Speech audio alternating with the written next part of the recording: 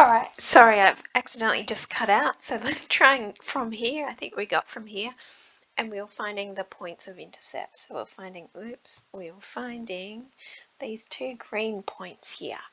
So we're finding where our f of x curve equals our 1 on f of x curve. So we've set them to each other.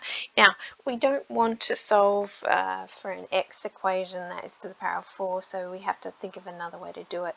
And if we get to here, you can see we've got, if I put everything, we've got a bracket squared. If I put everything on one side, it becomes minus 1 equals 0. So you can see here we've got a difference of two squares. We've got bracket minus 1 and bracket plus 1 equals 0. So we can look at it that way, and it becomes a bit nicer. So bracket being x squared plus 4x minus 5. So we're going to have x squared plus 4x minus 5 minus 1, and x squared plus 4x minus 5 plus 1. Make some room.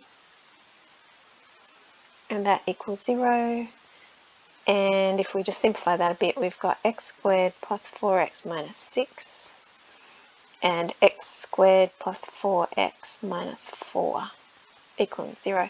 So for this one, let's go x is equal to negative b plus minus b squared minus 4ac, so that'll be plus 24, all on 2a. And for this one, we're going to have x is negative b plus or minus square root of b squared minus 4ac, so that's going to be plus 16, all on 2.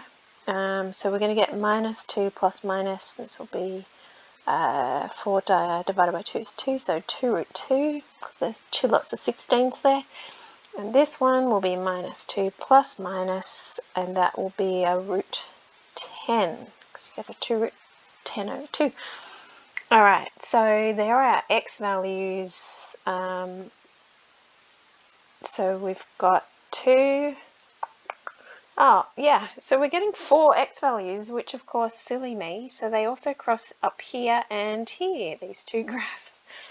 Alright, so we've got lots of points where they cross, 4 points.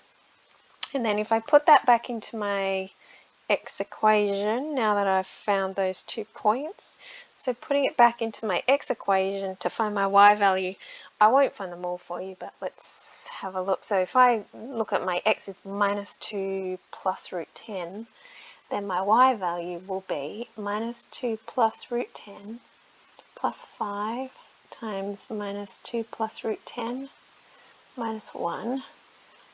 So we're going to get 5 minus 2,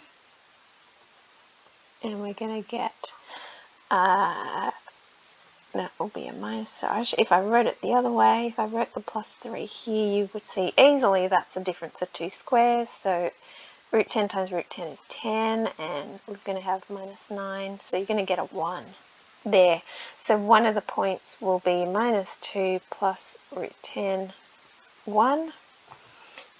We could do the same with the minus 2 minus, if I just change that to a minus and that to a minus, you're still going to get, this will be a minus now, minus root 10, this will be a minus, but otherwise everything's the same.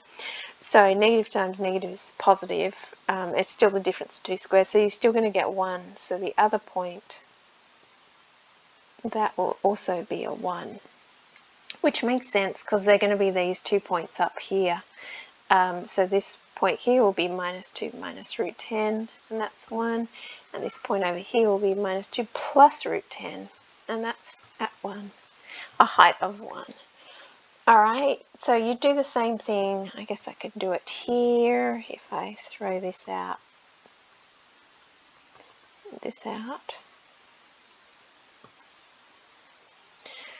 It's hard when your whiteboard's so tiny. So you're going to have a minus 2 plus a 2 root 2. Minus 2 plus a 2 root 2. So here we're going to get a 2 root 2 plus a 3. And here we're going to get a 2 root 2 minus a 3. So again, it's a difference of two squares. So we've got 4 2s are 8. So that's going to be an 8 minus a 9. So in this case, we're going to get minus 1. And of course, we'll get minus 1 for the other two. So this point here being minus 2 root 2 at minus 1. And that point there being minus 2 plus 2 root 2 at minus 1 for the y value as well.